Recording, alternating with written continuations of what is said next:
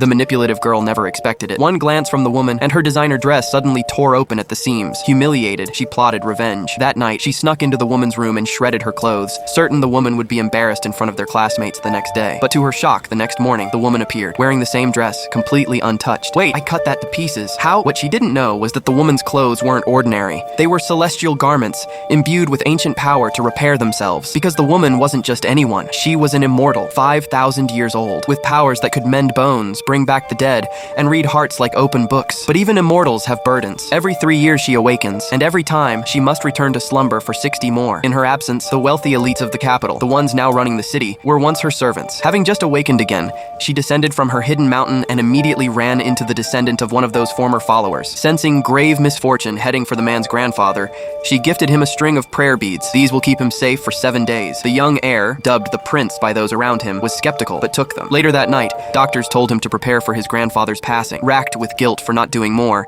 he searched desperately for help. Then, without warning, the prayer beads flew from his pocket, hovering above the old man's body, glowing faintly. In the next instant, the dark energy in the man's body was pulled away. He opened his eyes, then sat up. The doctors dismissed it as a final surge before death, but the old man knew better. His illness was gone. When he saw the beads, he immediately recognized them. These belong to her. Who? His grandson asked. The ancestor, he said, pulling out a faded photograph. The young man scoffed. She gave you this? She's a con artist. Without a word, the old man raised his hand to strike him. You ignorant child. That woman is a cultivator, a slayer of demons, the protector of our line. Only then did the prince start to believe. She wasn't just a woman, she was a legend. Meanwhile, the immortal woman had already arrived at another former servant's estate. The moment he saw her, the elderly Lord Gu dropped to his knees. Welcome, ancestor. Everyone in the family was stunned, especially the manipulative girl. What is wrong with Grandpa? She muttered. He's acting crazy. But the woman didn't even glance at her. She'd sensed something darker, an ancient demonic presence surrounding the family. She reached into the manipulative girl's mind, and what she saw